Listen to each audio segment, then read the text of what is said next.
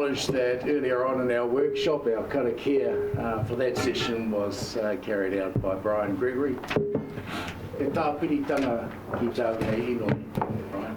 Kia ora. E aku nei rangatira tēnā koutou katoa. Tēnā tātou e pūhia nei te hau, e hea nei te ua e whitia nei tera. Greetings to all of us that are assembled as part of this committee of council. Who have been assembled by the winds, who have been moistened potentially by the dew, and hopefully over the course of the day might be warmed by the sun. Tēnā koutou, e aku nei rangatira e noho nei te tepu, ngā kai kauni hera, a tēnā koutou, tēnā koutou. Our karakia for today, we've become very familiar with this, and I dare say any one of our councillors that are sitting here at the table will be able to lead this. But today they've given me the honour of leading our karakia. Thank God for that. That said, that said, we're all familiar and we're going to join, and we welcome you to join with us in terms of this karakia. We're going to go to the left side, which is in Te Reo Māori, one of our official languages, and then we're going to go through the right side, another of our official languages. I'll set the pace. Begin with me.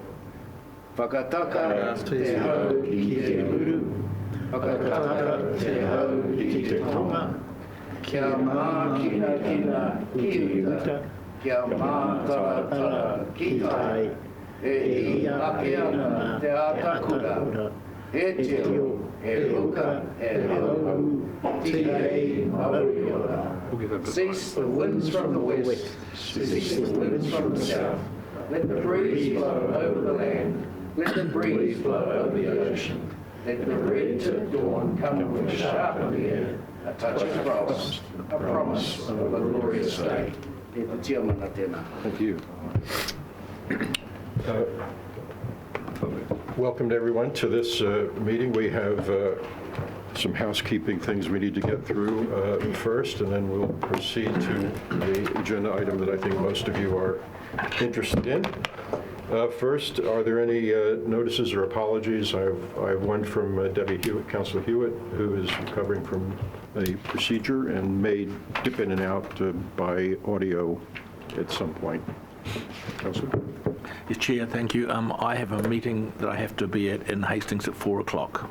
Okay. Any others? I've got an early leave too.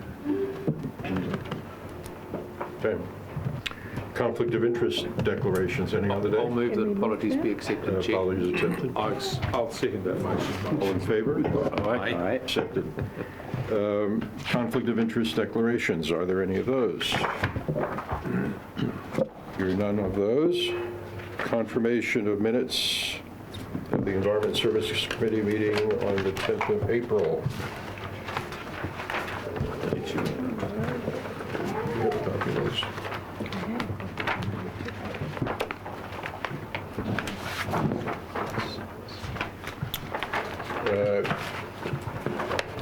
Any corrections for accuracy? I'm not going to go through this page by page, but... I'll move, Mr. Chair.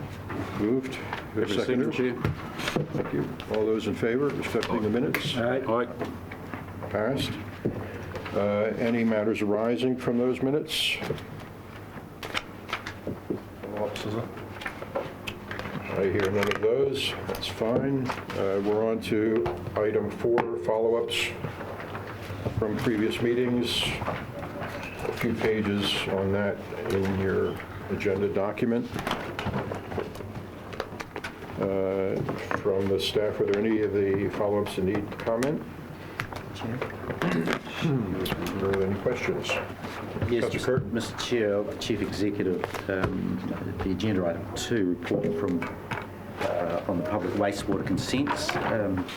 I see the last dot point assessment from the Council Executive on strategic elements of public wastewater management. The example we had earlier in the workshop from Central Hawke's Bay is very satisfactory.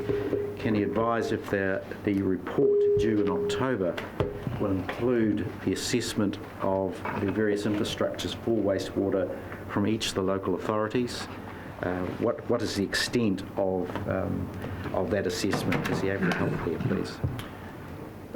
Mrs. Lambert's not with us this morning, so I couldn't give you a definitive answer to that, but we have undertaken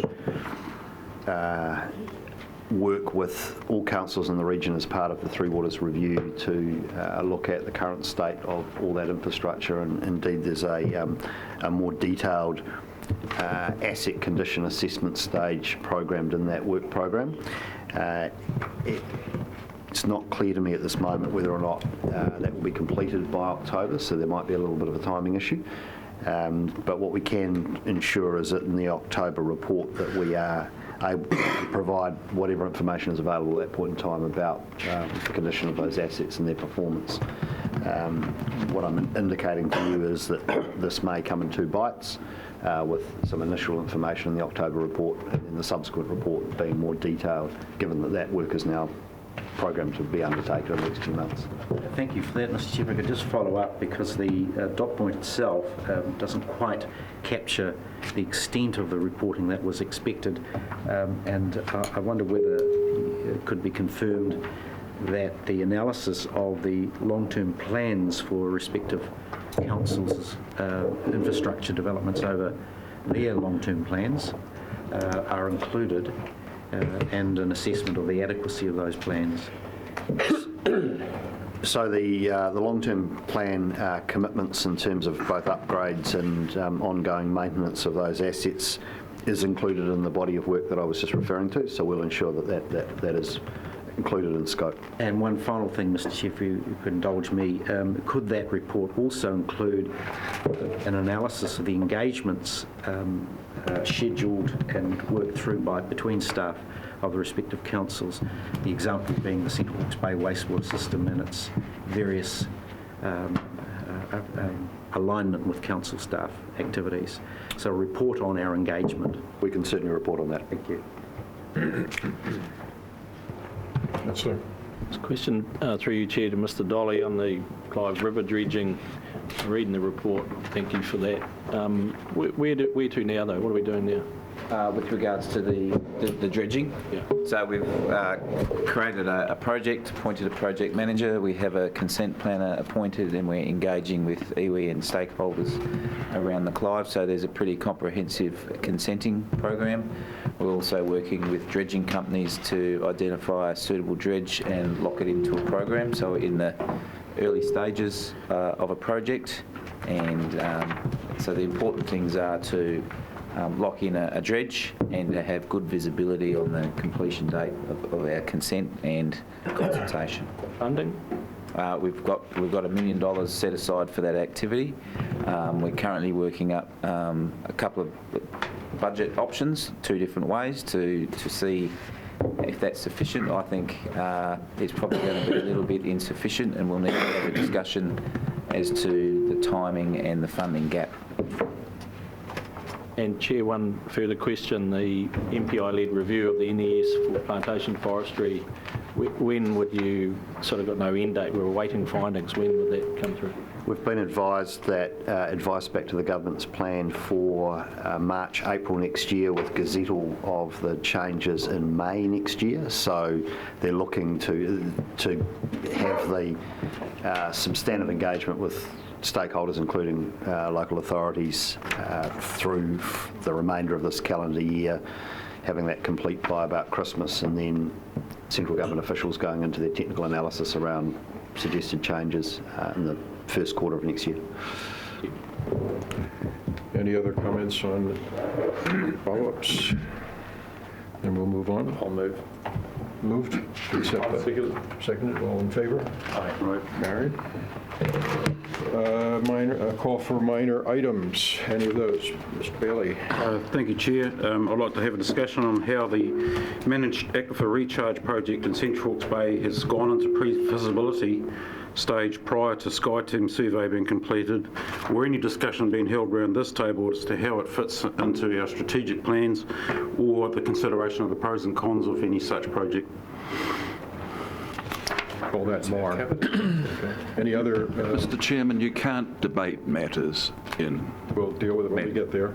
I understand what you're pointing. Councillor? Natural reforestation in Wirral. And Chair, if I'm not here if you don't manage to get it through, Councillor Bailey will take that for me because he was with me. Okay. Was there another hand raised over here somewhere? I'm adding future farming initiative. All right. We'll get to those at the end of the meeting.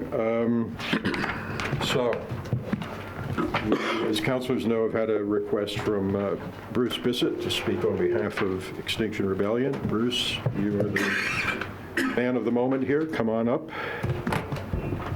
You have 10 minutes to address us under our standing orders. A whole 10 minutes. 10 minutes plus questions or 10 minutes total? It's the chair's discretion. I started 5 minutes ago. Mate rates. Okay. Thank you, Mr. Chairman and councillors. I and supporters of Extinction Rebellion are here today simply to urge you to do better on climate change. The time for talking is past. The time for action is now. In fact, I would put it to you that it's overdue. People like myself have been talking about the impacts of climate change for the last 30, 40 years, are frankly horrified at government, both local and central, sitting on its hands for all of that time and doing very little to address the impacts of climate change.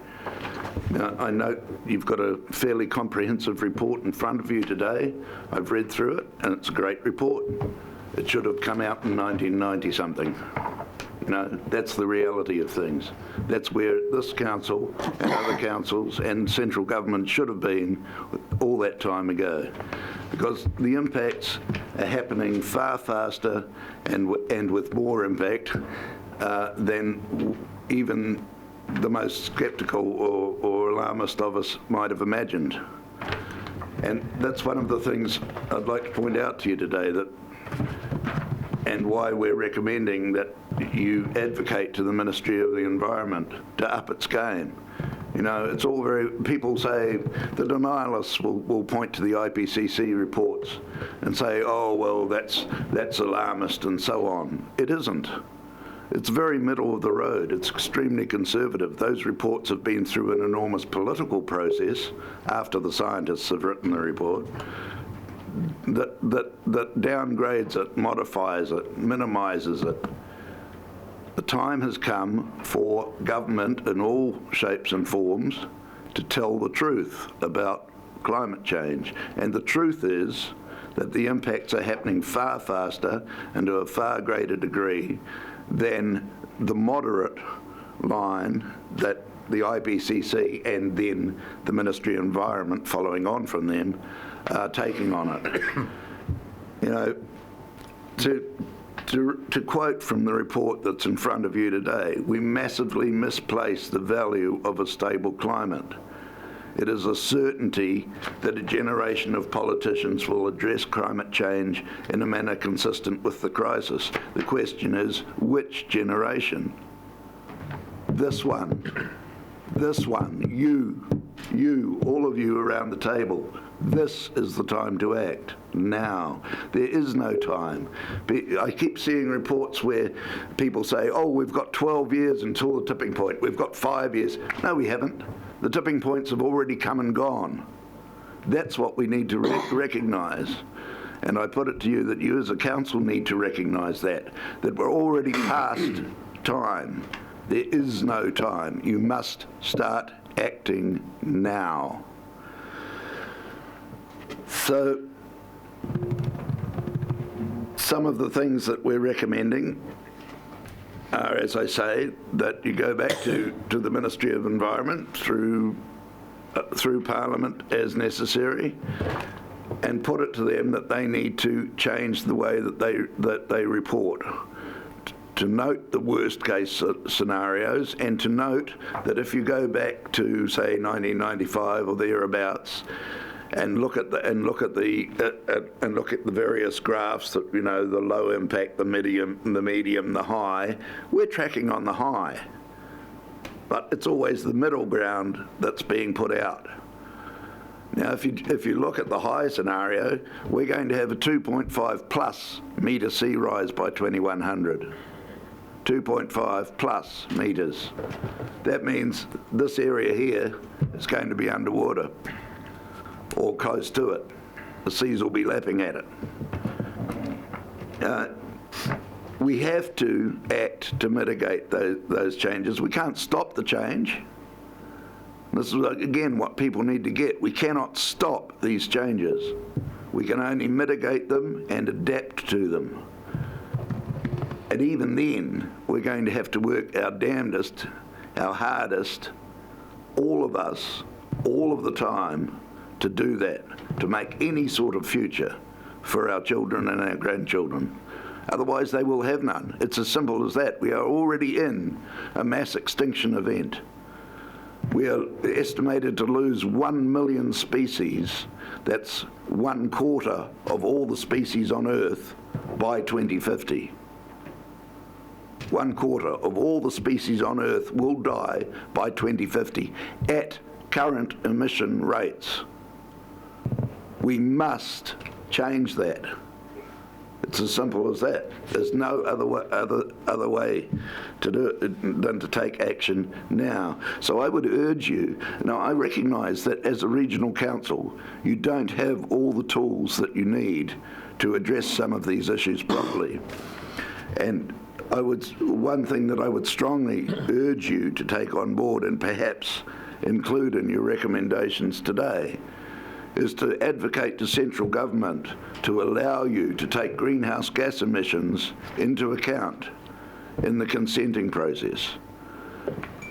You know, in law at the moment, you can't do that. Well, and yet we have this zero carbon bill that's coming and going through Parliament at the moment, and it's going to be put on regional councils as the environmental bodies. I'm sure will get loaded with a huge workload as a result of that zero carbon bill. But if you don't have the tools to properly address it, what are you going to do? And greenhouse gas emissions are obviously a major in the picture. So you need to be able to take them into account when you're making your rules and plans, when anybody comes in with a consent. So I would urge you to advocate on that point to central government. It's interesting, we've still got deniers out there in the press. I see there was one this morning, Mr. Chairman, opposite your article, a letter to the paper saying that climate change is a good thing, for God's sake, and that it would damage the economy if we did anything about it. You know, education is a primary aspect of this too. We have to tell people the truth. That's how to educate them. And you as a regional body, I put it to you, have not only the opportunity but the responsibility to do that, to educate people in the realities of climate change so that the deniers are shut down and hopefully even get it through their heads that they're wrong. But at least shut them down. You know, call out the media. Why not, as a body? You see a letter like today's in the paper, call out the media. Write to the editor. Say, why are you publishing this nonsense? We have an emergency. Don't you realise that? Why are you publishing this nonsense in the newspaper? Shut them down. They are wrong. We have to act, and we have to act now, and we can't. The more the denialists are given a chance, the longer it will take people to react. You know, it's often said that politicians can't see in front of their noses. I think you as a regional body are seeing in front of your noses and are beginning to go a few steps forward. I urge you to take a few more. Go beyond where you think it's politically correct to go for the good of the planet, for the good of every one of us. That's probably about all I've got to say. I'd just like to finish with a little show of support in case anybody out there isn't aware of how much support there is coming in behind this. Now, today's little demonstration in support of this was organised in a couple of days just with one message on Facebook. I don't think that was a bad turnout. When we get ourselves together, you will have a lot more people out there and a lot more people in here. Move on it. Seas are rising. So are we. Seas are rising. So are we. Seas are rising. So are we. Thank you. You're within your time allocation perfectly. Are there any, the way we're going to proceed here is, as Bruce indicated, we have a formal agenda item on climate change.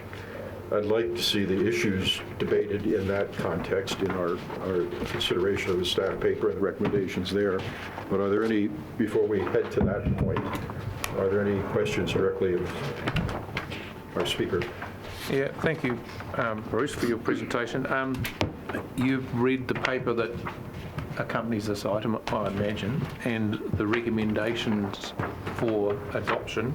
The first one of which reads that the Council declares that it recognises climate change to be an urgent and pervasive threat to human and ecological well-being.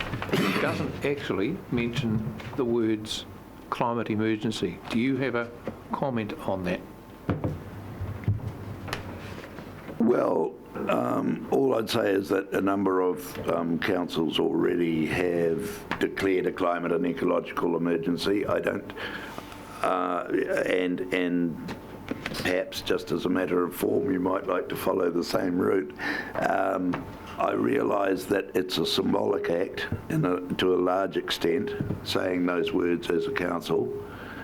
That's why today I was talking about things that you might, apart from what's in the report, other things that you might add to those recommendations so that you're actually taking some action rather than just saying the words.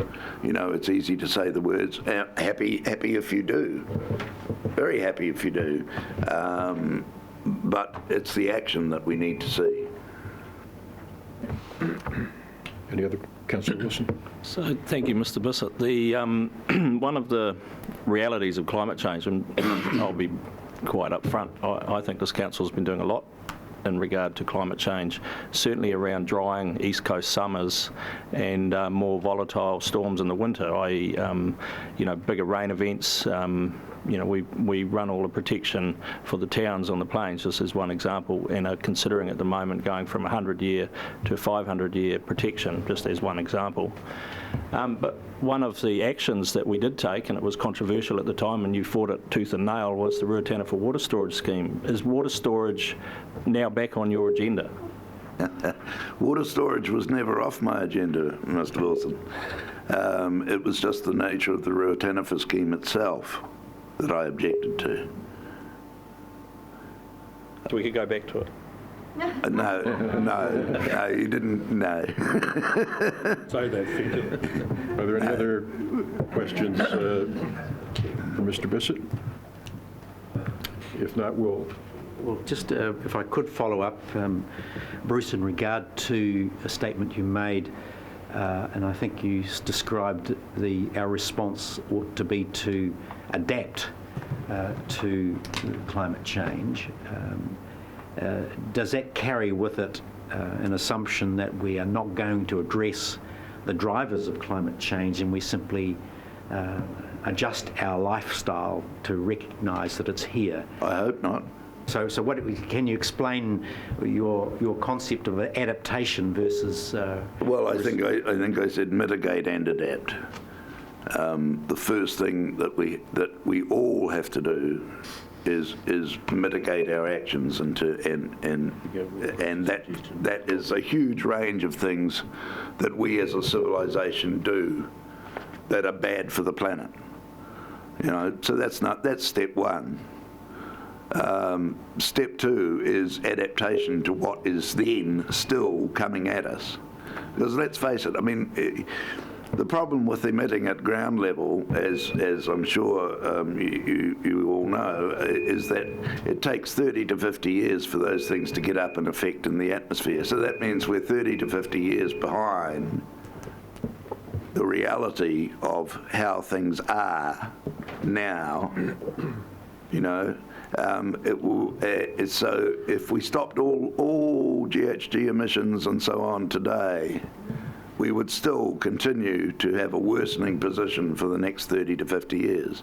That means all the predictions for 2050, 2060, 2070 that you see are going to happen. There is no way out of that. They are going to happen. And that's if we stop emissions today. So by adaptation, I mean taking that into account and planning for that future, which is pretty dire. It's pretty dire. So we have to mitigate, we do what we can to mitigate first, which ideally would mean we stop polluting the planet entirely. You know, even if we decided to do that, it would take decades to get to that point. Let's move in that direction. Do what you can, and then adapt to what comes at you. All right, thank you, Bruce. I think we need to move into our agenda item and our discussion issue. Thank you, Anna. Everybody is welcome to observe. Can I just congratulate the author of that report? I thought it was excellent. That's what you wrote, Bruce. Your report, Bruce. All right. I mean the one from Dale. Yeah. Thank Right, you. so I'm going to ask Tom Skirman to give us a little tee up of the discussion we're going to have. And after he's made his short presentation, what we'll get to here is that I will move from the chair at a certain point the recommendations in this document. Well, Mr. Chairman, are we on item We're on item 6 or item 7? 7. Item 7? Item 7. Or what did we do about item 6? Receive the report, I guess. Did we receive? Did you put that? Did you put that? I'll move them. No. I'll second.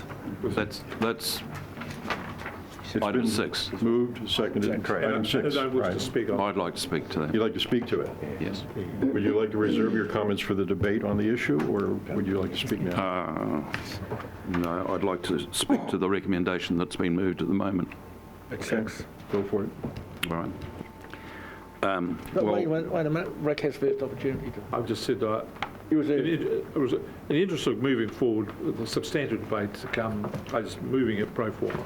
Well, I'm second, so I'll speak before Alan. So I can speak? Yours, the floor is yours. Oh, well, no, I get He's to... the seconder, you've got to go to him next. I want to take my right to speak. Yep.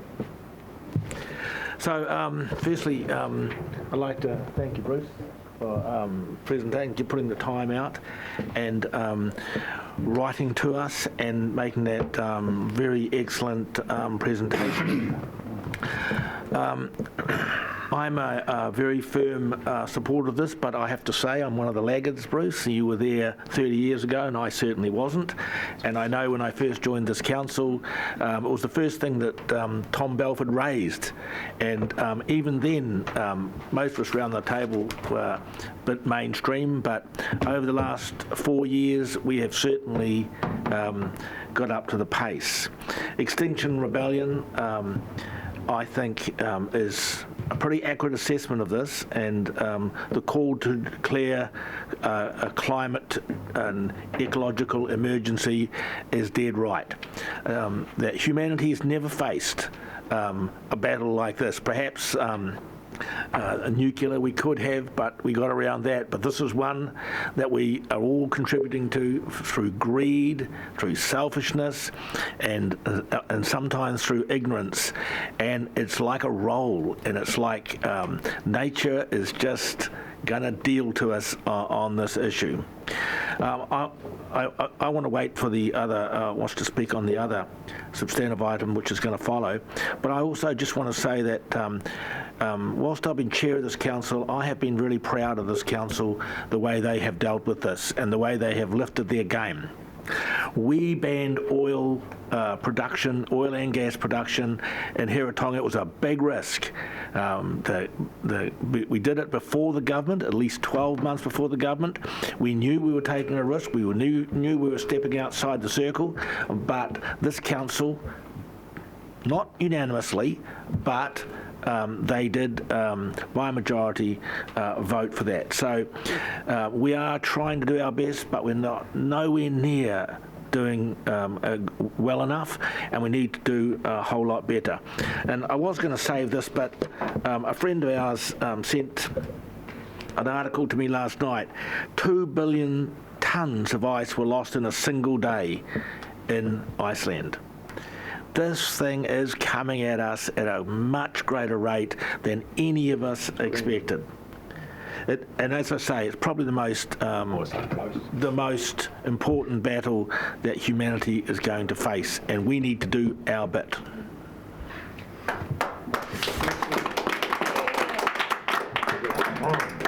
Well, thank you, Mr. Chairman. Whilst I'm sympathetic to the submitters' objectives, I don't support an emergency declaration per se. That's because I believe actions speak louder than words. And for example, in the few months that I've got left, with hopefully the support of this council, there's two things I want to do. I want to ensure that State Highway 2 log transport is significantly shifted over to fuel-efficient rail. Secondly, I want to see a promotional program to at least raise bus passenger transport back to the peak levels of 2016-17, which would generate a further net carbon saving of 378 tonnes. Further, if we can persuade simply another 100 people to commute daily between Napier and Hastings, we'll save a further 181 tonnes of carbon.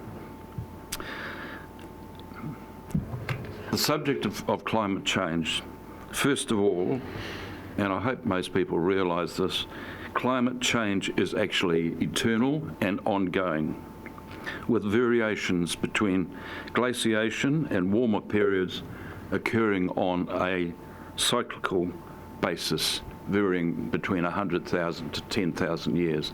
And perhaps fortunate for us at this stage, we're actually in a cooling cycle right now. So there's a bit of an offset there. But then when it comes to the threat of global warming, and I recognise it as a threat, but I also see that there is a far more immediate and actually existential threat to this planet. That's not global warming, but nuclear winter. Nuclear winter will block out the sun for years, reducing temperatures, causing crop failures and mass exterminations. That's caused by the dust from nuclear explosions overwhelming the atmosphere. It was originally considered that this may happen with a full-on exchange between America and the former Soviet Union. But current science now indicates that a relatively small exchange, such as, say, between India and Pakistan, maybe 20 weapons, would create that exact effect. The risk has never been higher. The doomsday clock is now set at 2 minutes to midnight, largely due to the aggressive and warmongering posture of President Trump and his cohorts. Tearing up arms control agreements, it's just incredible. So whilst we must do what we can to mitigate global warming from human activities, we must also be vigilant, personally and collectively encourage our governments to adopt an independent foreign policy and advocate for arms limitations and peace. And in fact, if this council is of a mind to adopt a climate change emergency, it should also include a nuclear winter emergency as an immediate, that's like within 5 years, an existential threat. Thank you. Thank you. Councillor Bailey.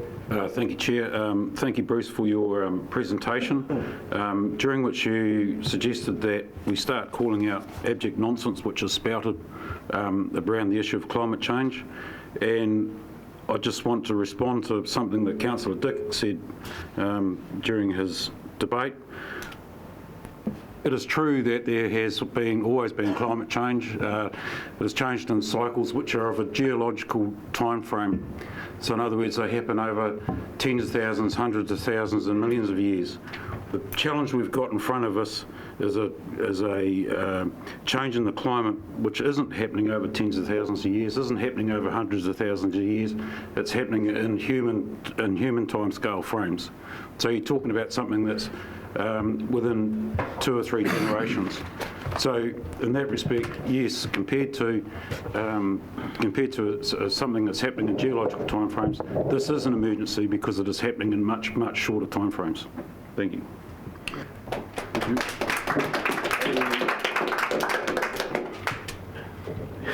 Thank you, Chair. With your indulgence, I'd just like to read a small piece which from a newsroom article that places in a quite good context, I think, the discussion we're having here today and the resolution that's in front of us. Around the world, people are getting more anxious, angry and engaged about climate change. This is triggering a big shift towards citizen activism, which is beginning to push traditional power structures to respond. Here in recent weeks, the first 4 councils to do so, to adopt the climate change emergency resolution, were Environment Canterbury, Christchurch, Nelson and Auckland. They've joined a list of some 600 elected bodies representing some 74 million people in 13 countries. Last month, the UK Parliament was the first national body to declare a climate emergency. Locally is absolutely the right place to work on climate change. While the challenges are utterly global, all actual action only happens on the ground locally. Then the stronger and faster the local response, the greater the appetite for ambitious and effective national policies and then international agreements to guide global response. Our towns and cities have a wealth of opportunities to improve their existing buildings and systems for transport, energy and waste, and to design and build new systems. The triple benefits would be the reduction of emissions and the use of resources, increased health and resilience of ecosystems and all their inhabitants, including people, and improved livability for city residents and visitors. Chair, we need to be on the right side of history on this issue, and I'm going to vote in favour of the motion.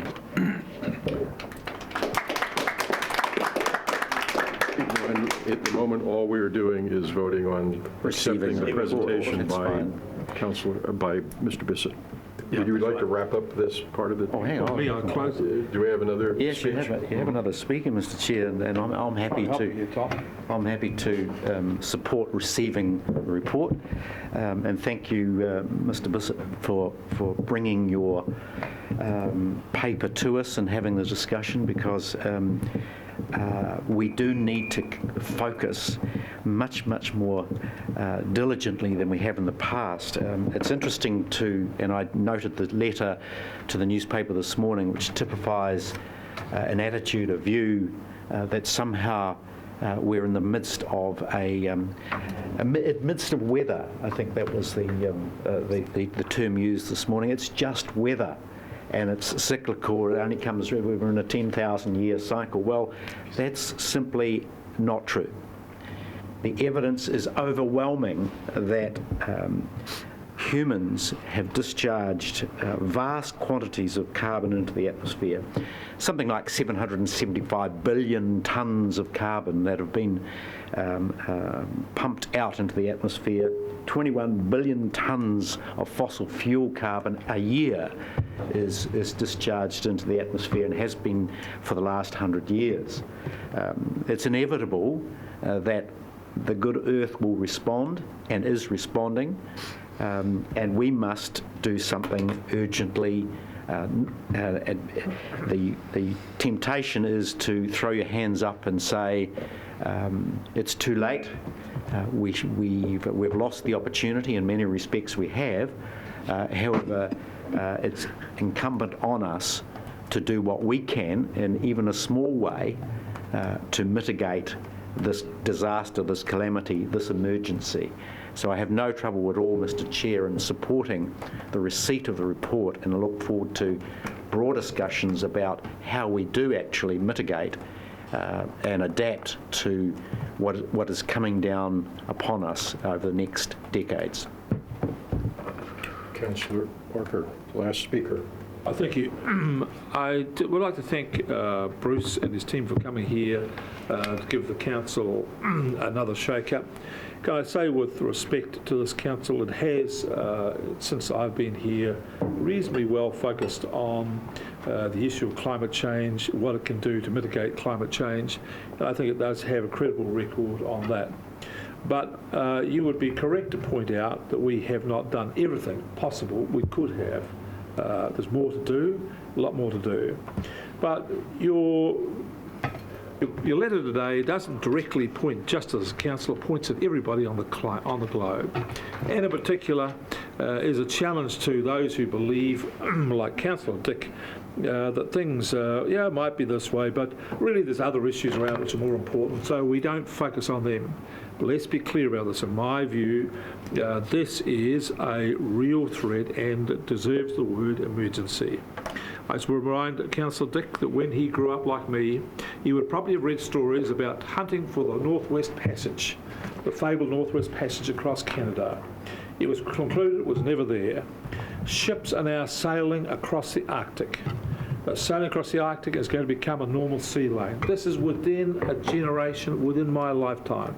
The unthinkable has happened. Today in The Guardian, there are two articles. One showing a picture of a sled with huskies pulling the sled over water. There's ice underneath it, but the snow and the ice is gone. The second article says that the permafrost has disappeared in Canada 70 years ahead of prediction. 70 years ahead of the worst predictions. There is no question that this is a huge problem. And as for where we sit today, in 1930 there was a massive earthquake, and this area uplifted by 2.5 metres. Within that time, within a short period of time, we're going to see sea rise at 2.5 metres. So all that this earth gave up, the sea will take back. And if you go and read the council reports in Napier and here, there is no planning to defend this area against a 2.5 metre sea rise. In fact, we're doing everything the opposite. We're building houses on low-lying lands just out there at Te Awa. I just find this unbelievable. Not only is it prone to earthquake and liquefaction, but a giant wave and it's washed away. This is all predictable, all known. There's nothing here which is not known, but yet we close our eye like Lord Nelson, I'm damned if I can see it, because we choose not to. That's what it is. I do agree with the suggestion you made, Bruce. I hadn't thought of it, so I'll give you credit for it. I do think this council should make a submission to the Zero Carbon Bill. I think we should redouble our efforts on that. And there's more things that we need to do, which I want to get on to later in the discussion.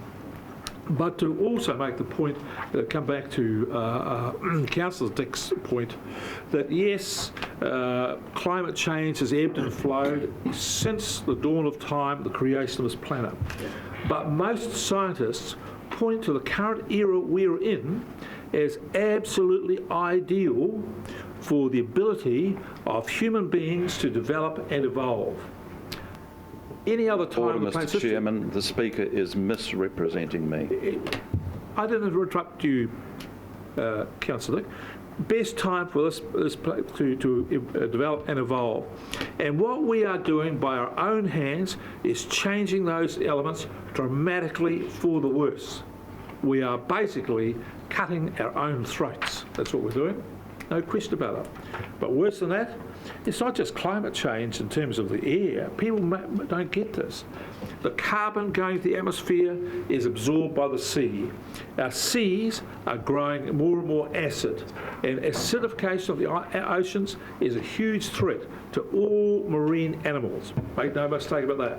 And we are getting very close to the tipping point where species of sea animal will disappear and there will be a collapse of our ecosystem. This is a frightening prospect across the board.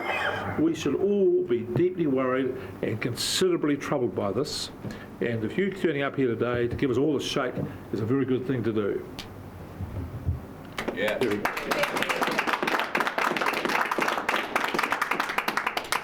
Put the motion to accept the presentation. All those in favor? Aye. Opposed? Accepted.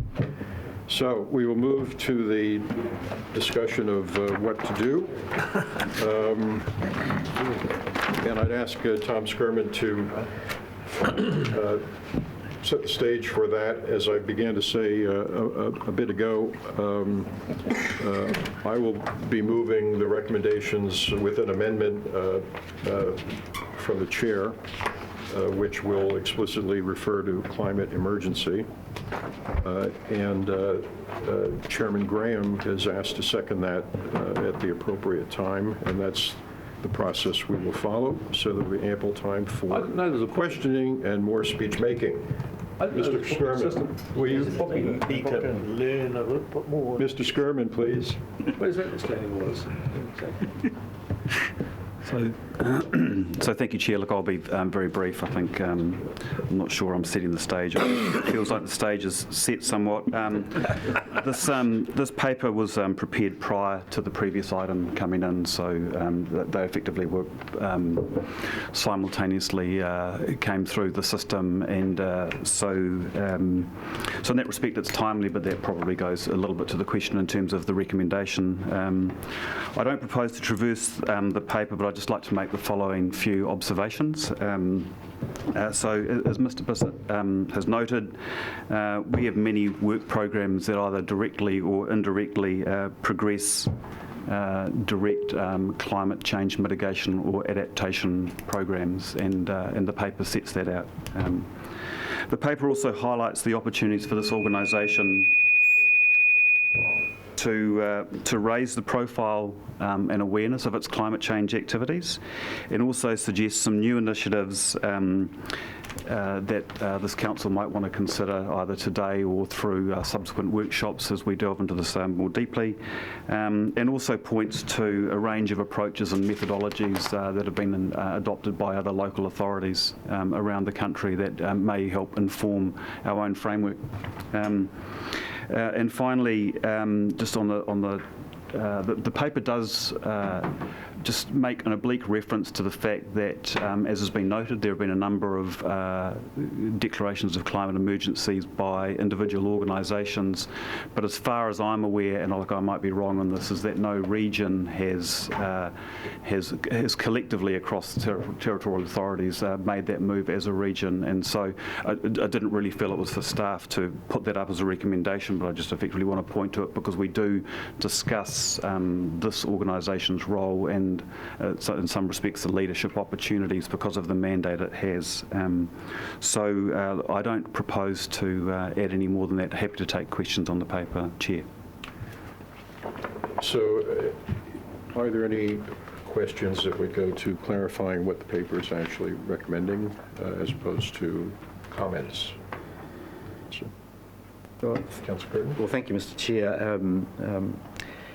Tom, I wonder if I can go to item number 13, stock take mitigation, and perhaps under the headings transport, regional leader by example, I note the reference to e-vehicles, e-bikes, promotion of cycling, promotion of public transport.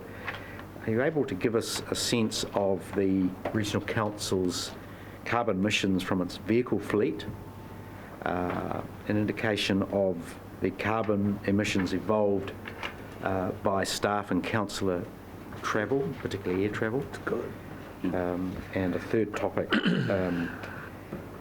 its promotion and the consequent costs of international air travel through its $1.5 million contribution to tourism Hawke's Bay.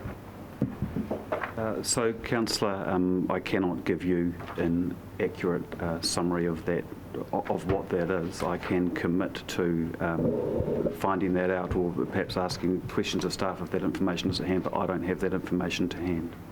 Perhaps I could add that, look, we have previously measured the carbon footprint of our vehicle fleet, energy use, both within this building and across our other assets, and also around air travel, and those numbers are currently being updated, and we'll include those in a report to Council shortly.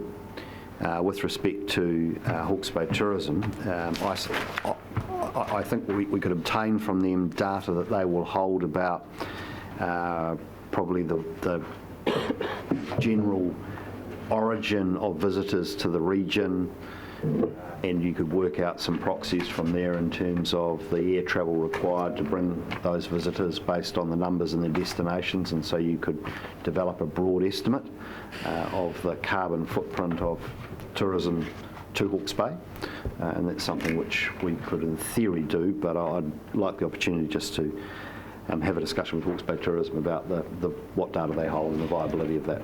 If I could comment, Mr Chair, that we have traversed and raised the issues around our fleet, around travel on numerous occasions, going back even 3 years or longer, and I'm surprised that we haven't articulated that in this paper, that these are obvious issues that need to be examined and dissected, and when they're not on the radar, can we ensure that our total global footprint activities are included? So the footprint was included in the Weaver report at the end of 2017, I think it was, to Council. We're currently working through with an independent auditor a comprehensive contract with them to provide an ongoing measurement of the carbon footprint of the whole organisation. And so what we want to do is get away from doing this on an ad hoc basis and doing it on a continuous basis. Sure, but my point is it's not currently in this radar. And the final question, Mr Chair, is what has been the outcome of our discussions with local authorities, particularly the local authority across the road, in terms of either amalgamating or at least rationalising vehicle fleets between the organisations? Has there been any dialogue at all? So yes, there has historically, and our fleet and facility manager was for some time, and I couldn't tell you off the top of my head whether she's still doing it, but was managing the Hastings District Council fleet as well. And so we've looked at that. One of the issues we have is that our fleet is very different to the TA's. It's predominantly, in fact, I think about 90% of our vehicles are utes, off-road four-wheel drives, and their tasking is quite different to the tasking of the fleets of the TAs. But that's something I'm happy to have a further look at, and we'll bring back Council review on. Question? That's really. Thank you, Chair. Thank you for the paper, Tom, and I reiterate the comments about the excellence of the paper. If you could pass that on to Dale, that would be much appreciated. Because I have had comments from other regional councils throughout the country, and they're most impressed with the quality of the paper. So just pass those comments on. My question is, and I appreciate that this was, in some respects, brought on in a hurry for you. Would you be looking at should we be looking at including our in terms of stuff that we're doing as an organisation, the updated procurement policy, which talks about Our suppliers, one of the things we're looking at is whether they're undertaking sustainable practice, which I assume means taking account of their carbon footprint. I can't see why we wouldn't be doing that. Yeah, it was just something that I noticed was missing from there. I think Mr. Heaney may be presenting to you later, so you can. Yep. Any other questions? If not, could I have a further question, Mr. Chair? Yes. Thank you. Tom, can I take you to Table 4, adaptation activities, and in particular the heading development. What position are we in to influence local authorities as to where they locate residential and other types of housing and infrastructure? For example, the further development of Te Awa or Park Island. What can we do to influence those authorities as to the dangers of continuing to provide infrastructure or build infrastructure on what is clearly a prone part of the region? Do you want to grab that, James? Or HPADs. Well, certainly HBUGs did provide some, well, climate change and hazard profiles were included in the HBUGs assessment. And look, so there's a number of different layers through which we're able to influence those decisions. The first of which starts with the regional policy statement, which is produced by this council and must be adhered to by the territorial authorities in their planning decisions. At the moment, the regional policy statement is dated, and it doesn't sufficiently direct the territorial authorities with respect to natural hazards generally and climate change more specifically. An upgrading of the regional policy statement is something which we have on the planning work program, and we have had discussions recently with the other councils about a focus on this issue particularly. So that's at the highest level, and then as it cascades down, we have the ability to undertake statutory advocacy during their planning processes and to make representations. With respect to the existing developments in Te Awa Ave, Parklands, etc., many of those planning decisions go back some way and predate HBUDs and predate some of the new requirements in the Resource Management Act with respect to natural hazards. So the planning system is not particularly agile and is quite cumbersome, and I'd observe that we're dealing with legacy decisions, and so effectively we're continuing to collectively, I guess, as a community, enable development which we wouldn't necessarily agree with today if we were going into a fresh planning process. So the horse is bolted. You've got developers who have existing use rights, you've got land that's been designated, and you've got properties being developed and changing hands, and Te Awa Ave is a good example of that, given its very low-lying nature and its longer-term risk. And I guess at the moment the view is that we will pump our way out of the problem for the short to medium term, and in the longer term there's far more existential questions around most of the low-lying land around Napier. And the Parliamentary Commissioner for the Environment's hazard mapping of Napier does show the vast extent of this community being within certainly 2 metres and a large proportion within 1 metre of sea level rise. So that's going to give rise to questions around levees and flood protection banks and pumping networks and all those sorts of things.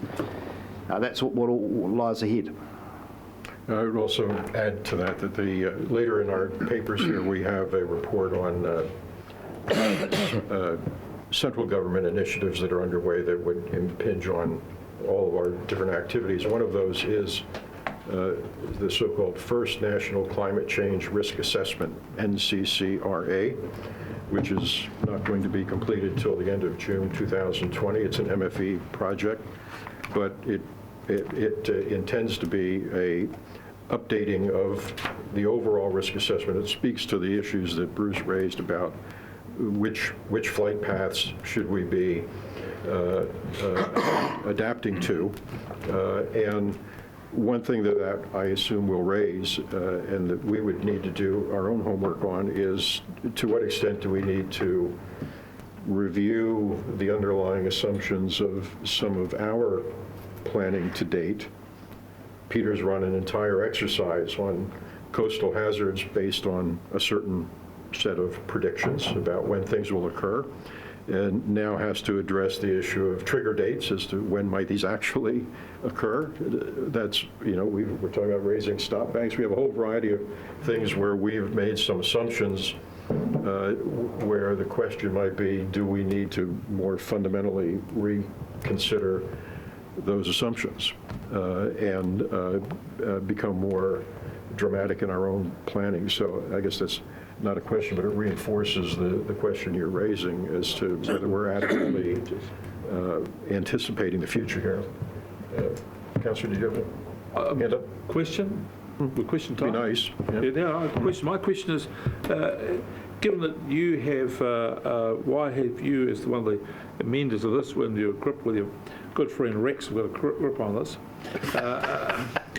omitted to mention, in my view, the specific problem of carbon, and it talks more about climate change and global warming, and it doesn't deal enough, in my view, in this thing, with the threat that the absorption of carbon has into the oceans and the acidification of oceans. So carbon is the key driver here, and I think if people were appraised of just what the timelines are on the acidification of the oceans, the effect it will have on fish species, the effect that if one section of the pyramid goes, the collapse of all the others, we're expecting. These are things which, in my view, are truly frightening, and they are well out of our mind, because we just look out here, we see a glassy, lovely sea, and we don't think of anything that's beneath that. But in fact, there is a serious problem there. And we don't mention carbon here. Why have you omitted carbon, and why isn't there some comment in your rather comprehensive resolution about acidification of the oceans? That's the question. No, okay, at the beginning. There's three Y's in there. I'll give you the background. But at least there were three questions. Just apparently an oversight. Well, second question, will you correct your oversight with some more drafting in conjunction with your mate? You might take that opportunity when you hear the resolution. So I'm gathering that we're really eager to get on to accepting or not these recommendations here. So I am going to move the recommendation with the substitute language that is in front of you in yellow, which reads for the folks in the audience here. It's not that complicated, but if it comes up, it comes up. So our first point would be that we declare a climate emergency, recognizing global warming to be an urgent and pervasive threat to human and ecological well-being. At this point, I'll just speak to that aspect of it and why being specific about emergency. Excuse me, Chair, are you opening the debate on this? I'm opening the debate. Well, in that case, I'm speaking to my resolution. I'm second. It was seconded, sorry, I anticipated a second. Sorry, Chair, am I able to offer an additional recommendation that we, as a 2.7, that Hawke's Bay Regional Council lobbies the Minister for the Environment to include greenhouse gas emissions in the consenting process? that's a goodie. The mover and seconder would accept that. I'm happy with that. Okay. Can you just read? Okay, you're going to have to read that through to us.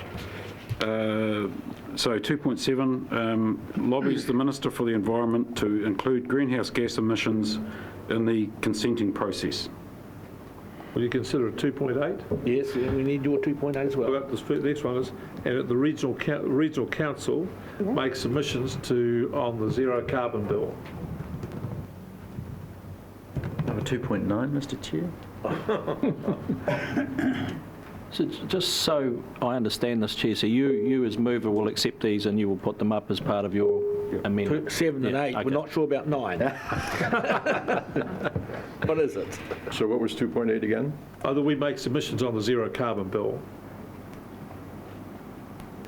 And the opposite- Further submissions, we already have made submissions. We have made submissions? Yes, we have. So item 11, You're having a shocker, mate. Councillor, page 52 and 55 of your papers. Submissions to the bill Sorry, have been go on, Tom. pre-negotiated. Page 52 and 55 of your papers. Indicate to the Ministry of the Environment that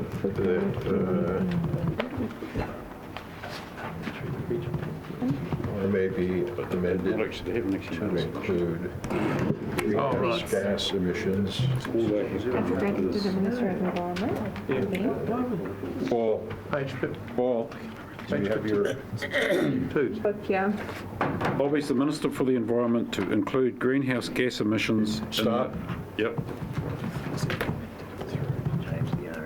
greenhouse gas emissions, greenhouse gas emissions. process. Yep. Now what? Paul, please, can we get this over with? Do you have more language? No, that's it. Doesn't make any sense. No, you need to finish the...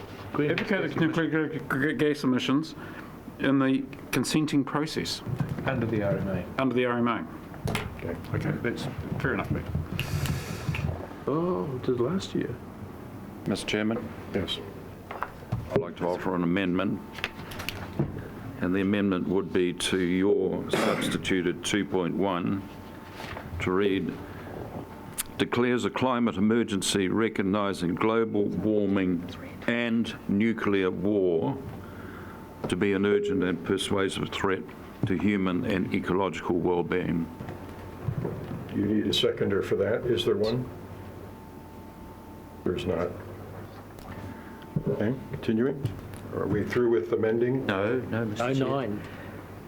Could I propose, Mr. Chair, subject to your acceptance, that we consider producing a plan to immediately reduce carbon emissions for the council's vehicle fleet and for air travel? So, Chair, if I may, that was implicit in 2.6, but I guess without being explicit about just the fleet and air travel, it was to be across our entire footprint. But certainly I can give the undertaking that we will be looking at the fleet and our air travel as part of the direction to reduce our greenhouse gas emissions and report on that. Yep. But I've no objection to the recommendation if you want to include it. You could just I've not heard a second of that. The 2.6 is deemed to speak to the issue. You're not going to second it, Mr. Chair? I'm not going to second it, no. Oh, gosh, that's a disappointment. It's just, I'm not going to load this up with Outrageous. 27 tactics that occur to you at the moment. Outrageous. So that, we now have a set of recommendations on the table. I guess I would like to say that, obviously, I do feel that there's an emergency here. I've written something like 63 articles on global warming over the last 10 years or so.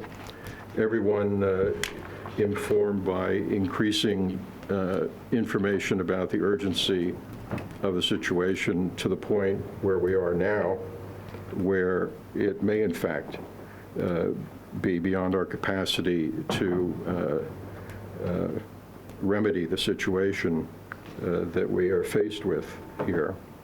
The first article I ever wrote on this was in 2007, and it was and I wrote it because Al Gore at the time received the Nobel Prize for his work on climate, and he received it jointly with the UN, the Intergovernmental, et cetera, commission that articulates this issue, studies this issue, with the consensus of thousands of scientists from around the world. And the editor of Spade a Day of the time wrote an editorial trashing the award, saying effectively it was based on pseudoscience. In the last 3 days, the current editor of Hawke's Bay Today has run 3 talking points on climate change, which I think reflects where the understanding of the issue has, in fact, come. But we're not there yet. A number of people have commented on the need to raise public consciousness even further on this issue, and that is a role that this council can play as a bully pulpit for hammering away at the urgency of the matter. And that's why I think language is important in a case like this. And so to me, it's not a token exercise to simply slap the word emergency in here. The word has a meaning. It has an intended urgency to it. It is a declaration of urgency that we are talking about here today, and we need to adapt our behaviors accordingly. Every single study on every week, basically, there is a new revision of how soon one or another natural disaster is going to occur, whether it is melting ice in various places on the planet, whether it is permafrost thawing, whether it is Councillor Barker's pet issue, ocean temperatures rising, threatening the entire plankton-based food system of our oceans, to say nothing of the fact that they then give off more carbon dioxide as they die. All of these things we're getting basically weekly updates on. And we're getting photographic evidence, and we're getting real solid science that makes this just an impossible thing to deny. And whereas, nuclear winter is absolutely a threat, what I can do in my daily life is I can advocate, I can do things about global warming. I can not do much other than petition my national government on the issue of nuclear proliferation or nuclear armaments and so forth, and I'm happy to do that. But this is a rolling machine here that we're now contending with respect to global warming, and we have to take it as serious as it is. There's a report here somewhere from a Australian think tank, came out about a month ago, which is getting quite a bit of currency. The authors of this report are the guy who used to run all of the Australian defense system, another fellow who used to be the chairman of the Australian Coal Association and is chief executive of the Australian Institute of Company Directors and so forth, not exactly a greenie. And the title of their paper is Existential Climate-Related Security Risk.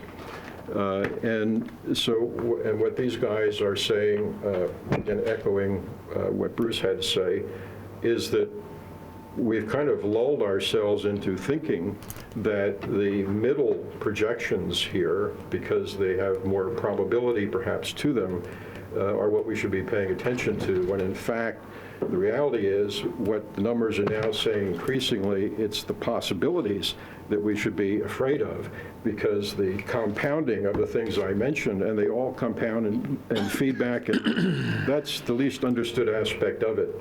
But if they happen, and there's a lot of grounding now to believe they will happen, then we're into a much more cataclysmic situation than any of these so-called middle projections call for. So I am convinced that we do need to declare this as an emergency. It is a rallying point. As the other recommendations have indicated, there is meat to this rhetorical call, but we have to make the call. It sets the stage. Rod Oram, who I think Peter was quoting a bit earlier, concluded that column by saying, emergencies bring out the very best in people and communities. They achieve far more and faster than they ever believed possible because everybody gives their urgent best for the common good. That's what an emergency is about, and that's what we're declaring if we adopt this resolution. Councillor Thank you, Chair. Firstly, I'm really pleased that you added your bit in about the emergency, because I do think it's emergency. I just note that we still have nuclear war in that yellow section, and I'm also in favour of taking that out, not because I don't think we have a threat of a nuclear war, but I'm rather in your camp, Chair, that there's not a lot we can do about that. It's in the hands of others, except for complaining, and as like you, I'm happy to do that. But more to the point, it takes away from this single issue as being hugely important to humanity, not necessarily to the planet. The planet doesn't need us, we need the planet. So I don't want to make a long dissertation about this, but I noticed in the paper, and I thought that was really good, that we need to walk the talk. And that's all of us, that's the council and as individuals. And that's quite hard to do because we've all got used to this lavish lifestyle that we have, flying around, and I noticed I was getting some growling looks from Mr. Mohi, flying around the planet, and at any one time there are 200,000 planes in the air at any one time. And we're all really guilty of not just flying in planes, but all the other things we do in our everyday life that we are very loath to give up. So it's very tempting for councils all around New Zealand to just go around ticking this box and feel very self-righteous about themselves when they've done it. But it is not going to be worth the paper it's written on if we don't walk this talk. And I think that's a really excellent way of putting it. Another way is that we need to be real about this, and we need to look into our own hearts and say, what can we do as individuals, not only just what we can do as councillors, of course, gives us added authority in this matter. So I'm very pleased to support this. I'm very pleased to support the word emergency, and I just hope that it's not too late. Other speakers. Councillor Wilson. Thank you, Chair. It's interesting, the stats on flying. At any one time, any second of any day, of every day, night, whatever in the world, they call it the city in the sky. There's more than 1 million people flying, well in excess. And it is one of the issues that's driven the presentation to us today. Unfortunately, as a councillor and a governor in this organisation, we work under statute, we work under a range of policies, etc., that we generally draw up and respond to our community, etc. I'm actually going to be against all this today on one simple issue. While we've got a policy team basically reconstructing what we do in different language and putting up a range of recommendations that, other than being more visible, I'll put the emergency declaration to one side, it's not going to make the boat go any faster. In fact, we'd be far better tasked to let our staff get on and do the work. They can't work any harder, and yet we request constantly a range of reports that actually don't make the boat go any faster. Our staff are scrambling to get all the work done, but we're not letting them do the policy change stuff. We're not letting them do the plan change stuff. Where the real action happens, that's the engine room of this council. We've been doing it for 30 years. And we actually don't do it too bad, to be fair. That's the real ability of this council to make a difference to climate change. Not congratulating ourselves about how great we are and we're doing all this great stuff. It doesn't make a blind bit of difference to this organisation doing more work, doing better work, and doing it more sustainably. And a simple example is we've got a $6 million carryover this year because we've got our staff doing work like this when they should be out doing the real mahi, getting the work done and making a real difference. And bluntly, these recommendations do not make this boat go any faster. So while we can all, we're doing great things here, we're patting each other on the back, absolute codswallop. Let's get out of the way. Let's give our Chief Executive and all his staff the opportunity to do real work, not go around reimagining the work that we're doing in different reports that add no value to this organisation.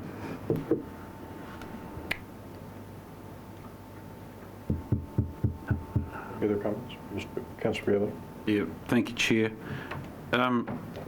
Yeah, the use of the word emergency is interesting because it's how you define emergency, which is, to me, is all about timing of things. So my previous comments about how the issues around climate are very much in a human timescale now, whereas in the past they were in geological timescales, I think is really relevant, because that's what really tips it over and makes it an emergency for me, that we have to deal with this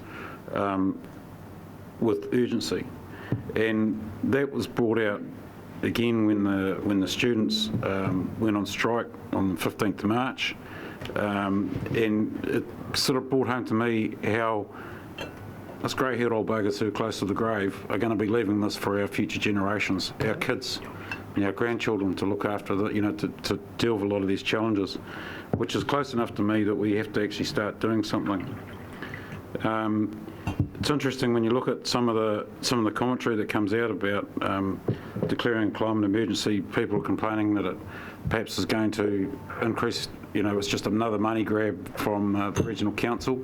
Well, I'd respond to that by saying that if we don't take action now, the cost of taking action now is far, far less than us leaving it for future generations to deal with.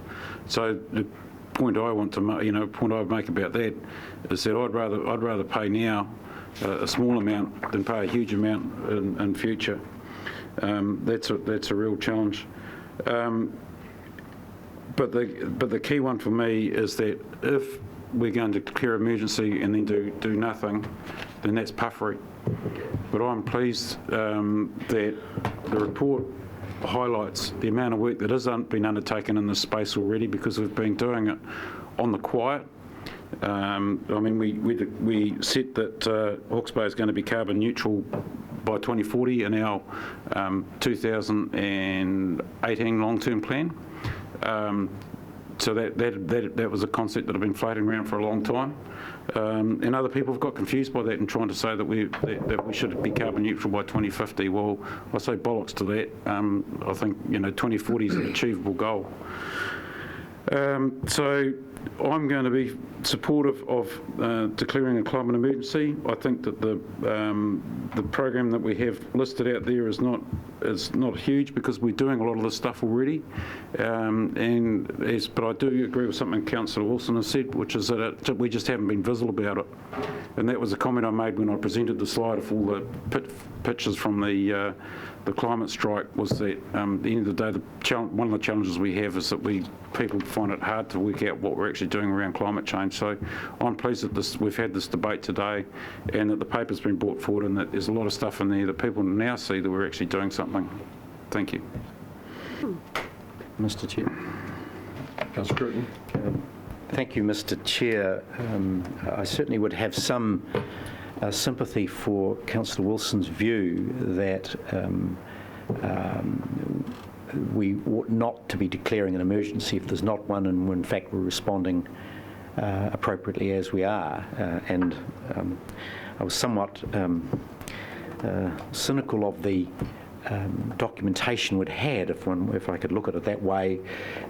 In some ways it was somewhat self-congratulatory that the council was doing vast amounts of things to meet this challenge, and I disagree with that. I don't think we are. I do think it is an emergency. I put it in this context: if all the fire alarms in the city were connected to a carbon emission register, every alarm would be going off. The noise would be horrendous, and that's the reality that we're facing now. And I would agree with Councillor Wilson if I didn't know that we needed to change the current settings. Staff need to be very, very clear that we need to do business vastly differently than we have as a result of this emergency. So that approach must transcend every bit of business we do. No matter what we do, we need to now take into account this calamity we face, and we need to do it with great urgency. I've heard commentary that we need to set our sights on the next long-term plan. It's too far away. We need to respond now. So if there's an expectation that we'll delay a response to climate change to next year or the year after that, then forget it. If this declaration, which I think we'd make today, has any meaning at all, we cannot accept that we do nothing for that period of time. We do need to take the leadership, and a symbol of that, in my view, is a response around our own carbon emissions. We do need to take that seriously, and let's face it, we will be putting our hands in the pockets of the public to meet the challenge of climate change. The simple act of installing new pumps to pump out the water means that we have to do that. This comes at a price, and the public of Hawke's Bay needs to appreciate that a declaration of emergency is going to cost money, and we need to get on and have that conversation. And if by declaring and flagging the fact that we have an emergency commences that debate, well, let's do it. Let's get on and have that debate. Tell the public of Hawke's Bay this is urgent and we need to respond. And we need to go through, as I say, each element of our business to determine how well we're operating, if things do need to change. For example, on one hand, we say carbon emissions from air travel, for example, are a part of the problem, and yet we encourage, by way of a $1.5 million contribution, to support and promote air travel. And I'm saying, well, how else can we do that? What else can we do to preserve the, for example, the tourism base by having visitors come? But should it be at the expense of having international visitors come at great carbon emission cost to the world as a result of that? What else can we do that will make a difference in every aspect of work we have? So, Mr. Chair, no trouble at all in declaring the emergency. It is, excuse the pun, where the rubber meets the road that this council must respond. And we must show that leadership right across the board. So overcome some of the inhibitions we have about discussing matters with our colleagues and other local authorities, and say, let's do much more together that mitigates climate change. Councillor Barton. Thank you for this. I'll make a couple of comments. It seems to me that this is an issue which is between generations. I'm reminded of a friend of mine who was a Member of Parliament who voted against a piece of legislation on same-sex marriages. Anyway, he next morning his son said to him, you need to go and take the Dominion Post to court. They've defamed you. And he said, what do you mean they've defamed me? They said, they've got you down here as voting against. He said, but son, it's true. He said, but Dad, that's so old-fashioned. No one thinks like that anymore. It made him think about it. So he was locked in a generational time warp. And anybody who thinks about, to me, climate change is in that same time warp. The younger people have it absolutely clear because their future is tomorrow. The older generations, it is almost done. And the second problem we have is that the older generation has been so imbued with a consumer lifestyle that we're very reluctant to give it up. We don't want to change. We like all the things we have and we want to continue with that. Well, the younger people know that that's not going to be the case. I can support this with great enthusiasm, this resolution, but there are several things I think is missing in it. We need to come back to it sometime later. And that is the founding problem to what we have here, amongst other things, is carbon. And whilst we say that we're going to have a carbon neutral economy in 2040, I do not see the infrastructure or the measures for us to measure what that means in the actual fact. And if it's going to be at 2040, how are we going to get there and what are regular measures? So yes, it's good the Chief Executive is going to report on greenhouse gases for presumably for this council and our reduction of them, but we need it for the region. Which then brings me on to the second thing. This council's not going to be able to do it by itself. It's going to need to have the support of the whole community. So in times of struggle, you need to form alliances. It needs to be a broad front. So I think this council should be reaching out to each of the other councils in our region, should be reaching out to the other leaders in our region, the members of parliament, to get them involved. It should be reaching out to all of the other elements in our community, the business and so on, to say that we have this goal of getting to 2040 for carbon neutral, and we have to be mindful and cognizant of what we're doing all the time and in the emission of carbon and other greenhouse gases. And so to build a broad front and everybody participate in this. It also means we're going to have to get people to accept they need to change their lifestyles. We need to hang up the car keys more often. We need to do other things. We need to do less consumption, because everything we consume means that there's production somewhere and the release of carbon and loss of energy. So we're all going to have to change here, or else we're going to have a major problem. So carbon needs to be, as Councillor Graham put it the other day, the new currency. We're going to have to measure everything we do in carbon, what it is, how much we create, how much we reduce, and have this kind of single focused driver on reducing our dependency on carbon emitting processes. So it is going to be something which is going to have to be much broader than this council. Yes, we're going to put our hands up and say we're part of it, but we're going to have to build a broad coalition of interest. And I think the time is there. This country can act as one voice on things that we have done in the past. I see no reason why we can't do it in the future, and I see no reason why we cannot do it on a climate emergency. It does require everybody to accept that it is a true emergency, and I have no hesitation in accepting that at all. I start from the basis that it was the Greeks who gave us logic and science, and for 2,000 years it's worked very well for everything we've got. Science tells us that we have a tsunami of problems coming over the horizons as a consequence of our re-engineering of this planet. Science tells us that, and if we ignore that science, we're simply going to live in a world of mystic belief. I'm not for living in a world of mystic belief. I'm in a world of living with science, and the science is absolutely clear, and the facts are absolutely clear for anybody who cares to look around them. There's no doubt about it. So well done to the team who created the resolution, and you have my complete and 100% support, with its amendments too, well thought through by Chairman Rex. I think everybody has spoken, so I'll just wrap up briefly.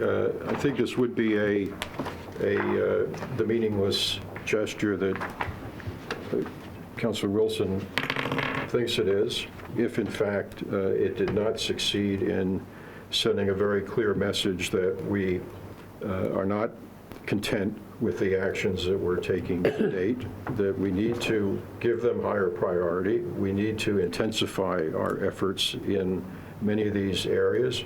We need to drop things off the table if they compromise our ability to treat this issue as the priority it should be.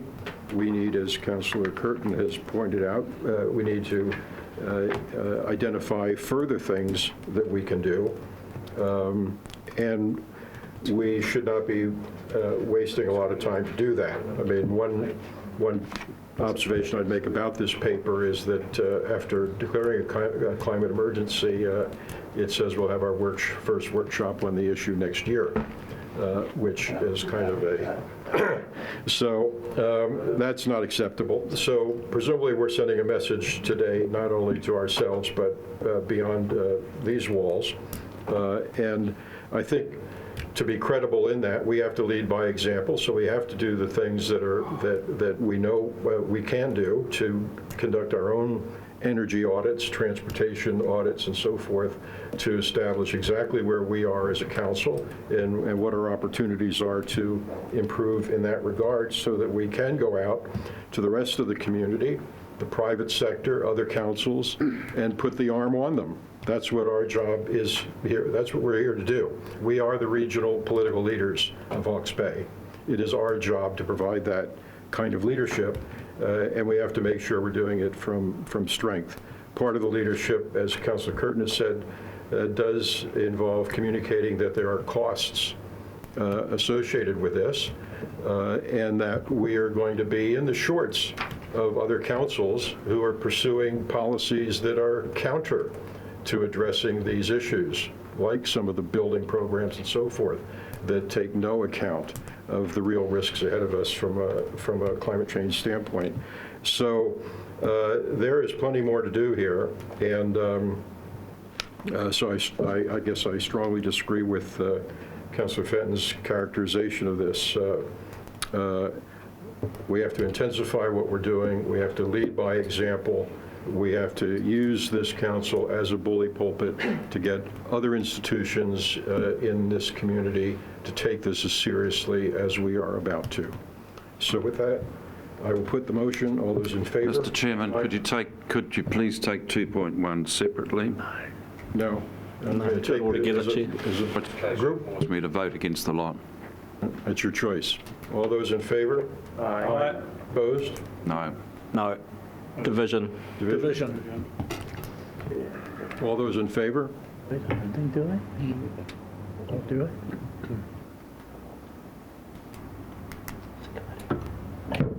Opposed? 3 opposed. Thank you. Thank you. I feel we're going to have to break at this point. Mr. Chairman, could you tell us how you expect to handle the rest of this massive agenda today? Well, we're going to have to take a break of a half an hour, I guess. With alacrity, I would have said. Yeah, with expediency. Alacrity. Councillors, Rex, Peter, Too late, you've declared lunch is upstairs. Just gone through a bit of a kind of a stock take. We could probably reorder some stuff if you want. Thank you. With me, buddy. You'll go all right. All the guys going out.